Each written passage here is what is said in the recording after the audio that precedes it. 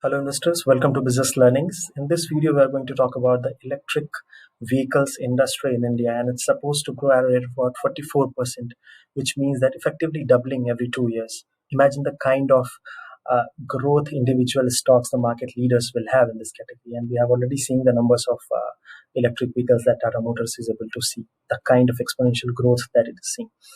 So this industry is huge because the entire world is going a transformation. This transformation is from the traditional combustion engine vehicle types to the electric vehicles type. And a lot of wealth is going to get created in this decade. That's why we are going to talk about. That's why we do not want to miss out, and we are going to talk about that in this video. Do subscribe to the channel and watch the video throughout the end. This video will probably barely scratch the surface of this industry, but it will give you a good starting point to start with, right? The autonomous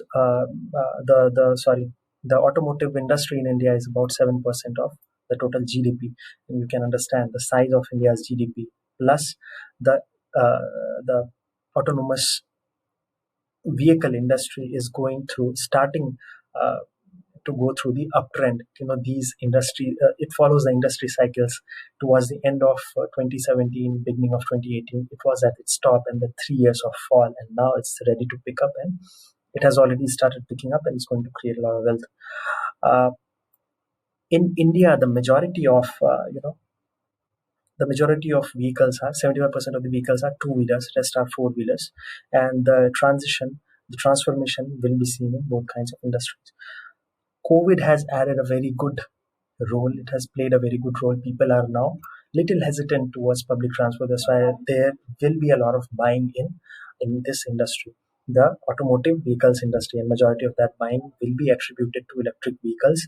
The reason being the government incentives and plans. If you buy an electric vehicle, you get some incentives from the government, and about, you can say, about 10% of the cost. That plus the exponentially increasing costs of petrol and diesel. If you have a traditional petrol or diesel based car, you end up spending about 9 to 10 rupees for every kilometer that you drive. And for electric vehicles, the charging cost just comes out to be about 1 to 1.5 rupees. So the additional amount that you're going to pay buying an electric vehicles, it could be covered in about 2 to 3 years. It could be recovered in 2 to 3 years. And that's the kind of decision that a lot of people are going to take in the coming few years, right? And that's why we want to capture the stocks before it happens. The key problem is the charging infrastructure. Currently, India doesn't have a robust charging infrastructure. Uh, what if you run out of power in your electric vehicle? Where exactly are you going to charge it? That's the key problem, and companies are already working towards the solutions. Charging infrastructure are built. Again, Tata Power is leading that space. There are various competitors also. Now let's quickly talk about the value chain. What are the different components from starting to the end in an automotive industry, or let's say in an electric vehicles industry? First, there are original equipment manufacturers. Uh, these are the ones which originally produce the cars, right? For example, Tata Motors, Maruti Suzuki, uh, Eicher Motors, and there are multiple. Then we have uh, the companies which supply the components. For example, harnessing cables, etc. They are supplied by Motherson Sumi, and if a shift towards electric vehicle segment, a lot of wiring is going to be required. So Motherson Sumi has already changed its strategy and vision to align itself towards that transformation. Then you have the majority cost of an electric vehicle is due to the battery, and the battery costs about, if I'm not wrong, about 40% of the electric vehicle's cost, because that's the main powerhouse of the car. Now, in the battery space, there are various leaders. I think Amara Raja Battery is leading that space. Exide Industries is not far behind, and Tata's own Tata Chemicals is also competing in that space. Then we have some auto ancillary products. Again, as I talked about, Sumi, it's one of them. In fact, the leader of them. Then we have software solution providers in an electric vehicle, and I would say in an autonomous vehicle, self-driving cars. There is a lot of brain which works, a lot of software brain which works, and Tata Elxsi is leading that space. Now, this space is a little complicated to understand. So I'll probably create a separate video explaining various parts of it, so that you get understanding of how that space works and why Tata Elxsi has a competitive advantage. We have already seen its share price surge a lot in the past few months. Then we have the charging infrastructure. Once you have built everything, you need charging infrastructure so that people buy the cars and keep using it across the country, towards every nook and corner of the country. Right now, there are multiple players. There are various players across all these five dimensions: manufacturing, battery, ancillary, auto ancillary products, software, and charging infrastructure. But there is a reason that I have shortlisted Tata to talk about in this video. The reason is, the good management quality of Tatas have a very good management quality. If you are pretty sure in India that about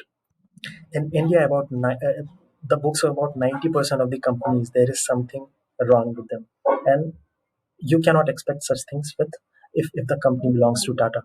That's the kind of clarity, that's the kind of clear corporate governance and clean management is what you expect from Tata, and that's why uh, the space that we do not understand about, we want to be sure that the management quality is top notch. There is, the promoter is not a thief, as Saurav Mukherjee calls it, and we need good management quality, right? So Tatas lead that race.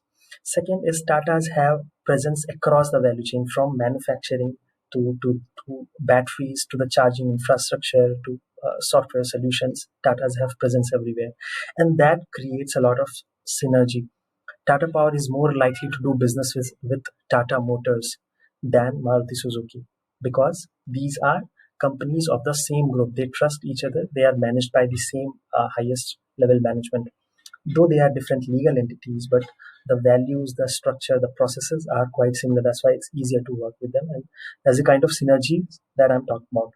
Since it has presence across the value chain, it will be much easier to work within these companies. And that's why third is Tatas are ahead in the game. I already talked about the numbers being posted by Tata Motors.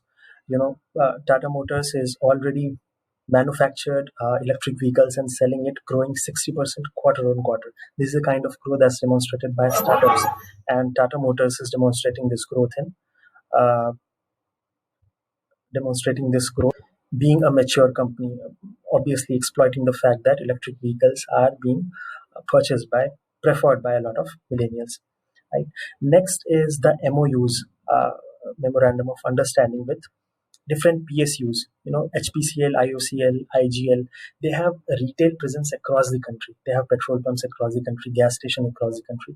So Tata Power has signed a contract with them that they will be selling. They will be setting up their charging stations at each of their retail outlets of HPCL, IOCL, IGL, which ensures, and uh, this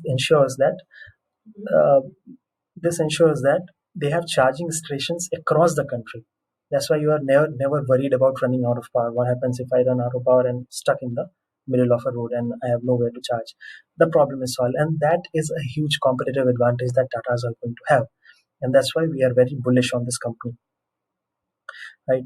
The cons is the battery. Yes, Tata Chemicals is in manufacturing, in that race of manufacturing EV batteries, but it's quite behind as compared to Amara Raja batteries, or even to some extent Exide Industries, which have already done a lot of development. Tata Chemicals is still in the race to start producing, doing R&D. Right. But again, as I already talked about, Tatas are more likely to do business with their own companies because of the trust, right? So, I talked about four companies, across the value chain. For manufacturing, it is Tata Motors. For battery, it's Tata Chemicals. For software, it's Tata Elxsi, and for charging infrastructure, it's Tata Power. All of these combined together provide a almost complete end-to-end solution for an electric vehicle, and that's what we want from a basket of stocks. What's the way to invest? The way to invest could be, you can create an equated portfolio in a small case and start sipping through it, right? Equate as in 5,000 each in those four stocks, and then you keep on topping up that amount and let these stocks, follow whatever direction that you're going in. The weights might get adjusted as they move. Uh, Now, again, this is just a starting point. Please do your own complete research before investing, because you will be investing your own hard-earned money. Disclosure: I'm invested in some of the companies. Thanks a lot for watching. See you in the next video. Bye.